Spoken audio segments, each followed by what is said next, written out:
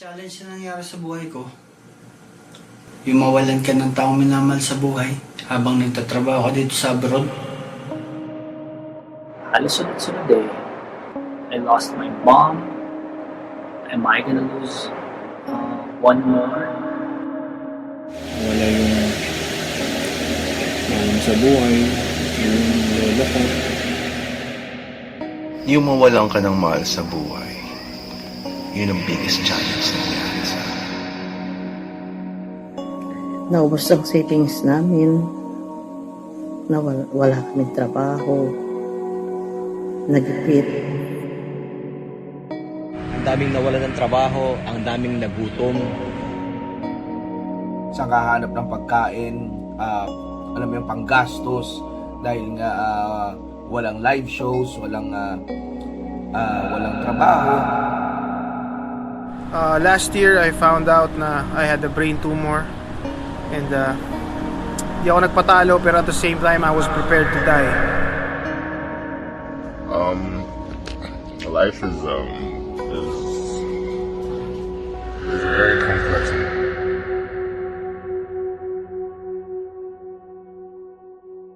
Sa gitna ng proseso, may mga hindi naniwala. Meron din mga nang iwan.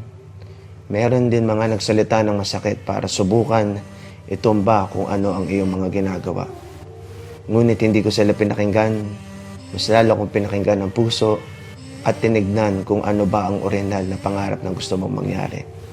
Na hindi ko sinira sa sarili ko o kung kanino man. Pinatay ko sila ng kabutihan.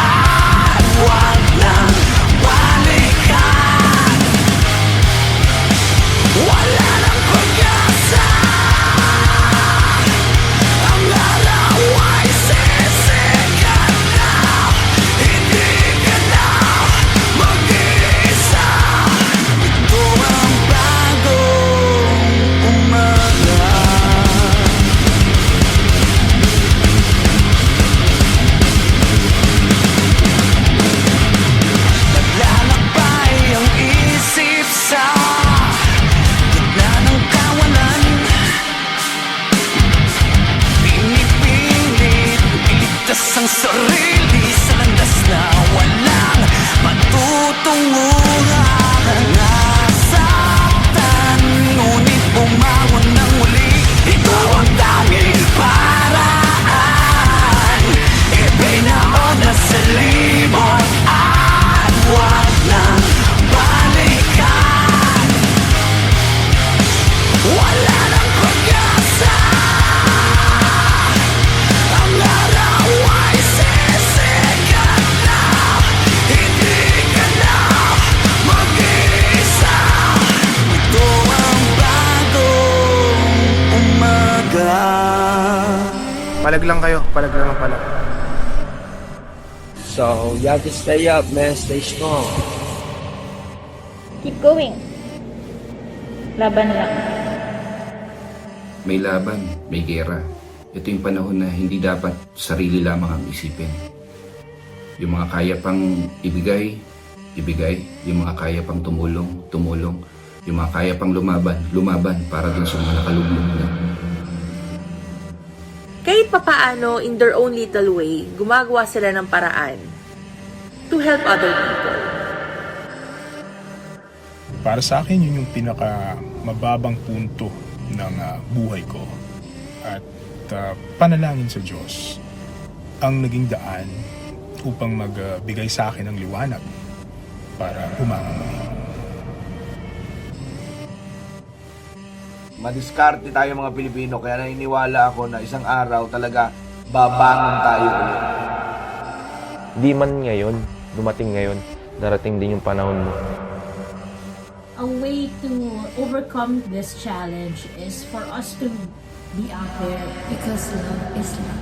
Yes, love is love. Just, I had in my mind that I was going to do it. I was going to be able to do it, and I was going to do it. You know, thank God I was able to do it.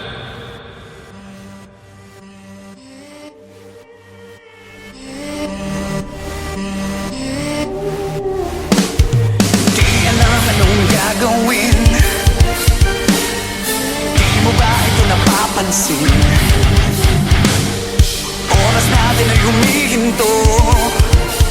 Tumakbo, malayo at saan ka tutungo? Basta ang pagdurusa, ngiti sa labi at iyong mata. Kinabukasan ay naghihintay. Humiyaw, lumiyaw ang apoy nag-aalaw.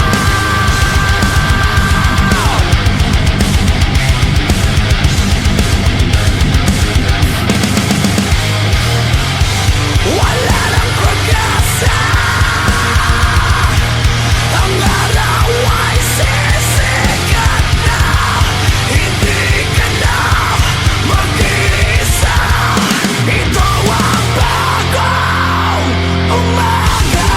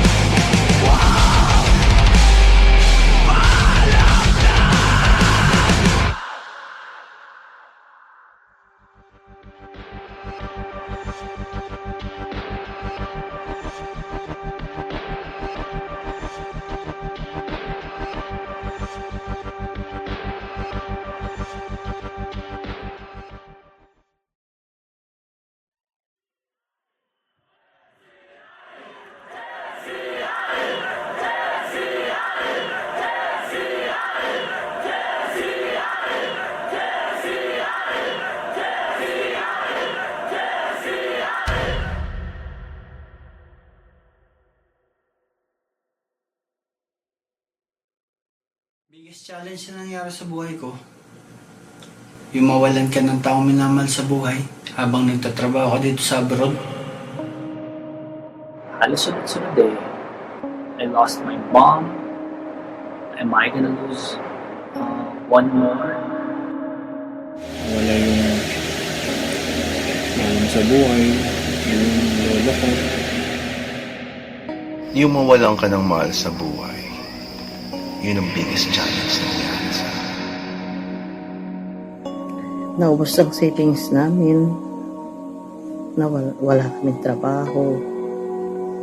Nagipit. Ang daming nawalan ng trabaho, ang daming nagutom. Sa kahanap ng pagkain, alam mo yung panggastos dahil nga walang live shows, walang trabaho. Last year, I found out na I had a brain tumor. And di ako nagpatalo, pero at the same time, I was prepared to die. Life is very complex.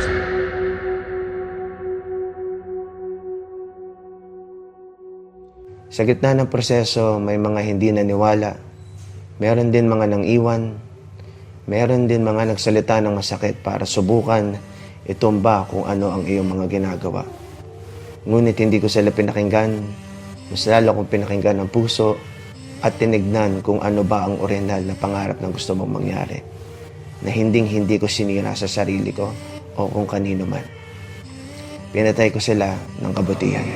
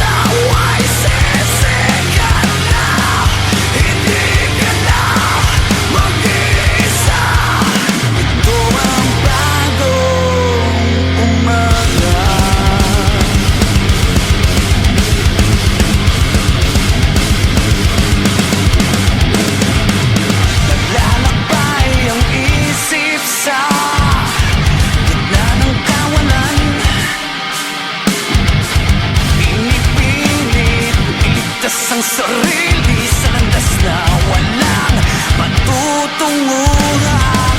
Nasaktan, ngunit bumangon ng muli. Ito ang tanging paraan.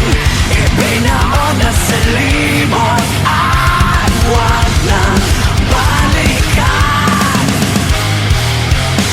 Wala nang pag-asa.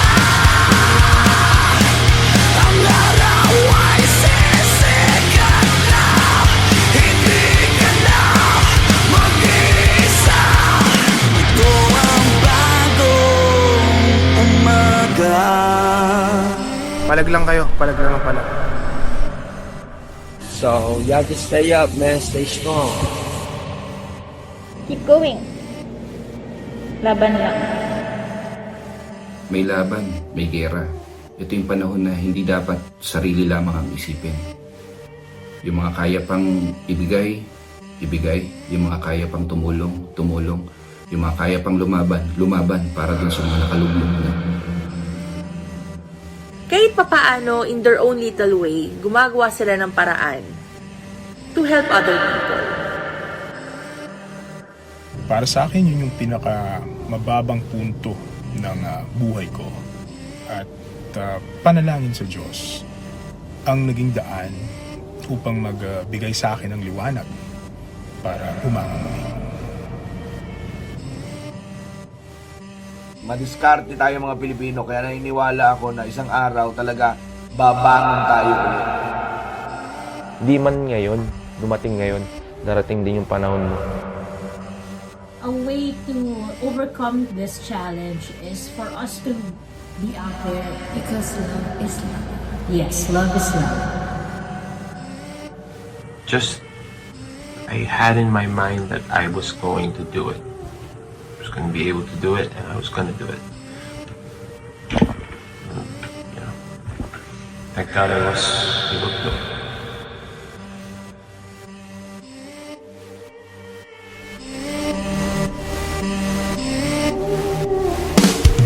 Di alam anong gagawin.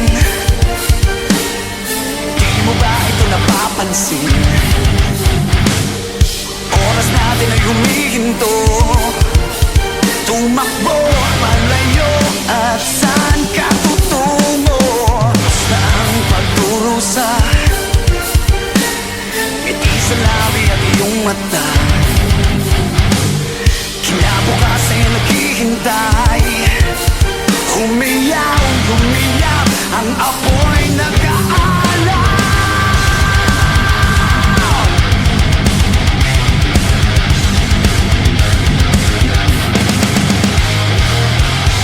Wala nang pag-asa. Ang araw ay sisikat na. Hindi ka na mag-iisa. Ito ang bagong umaga.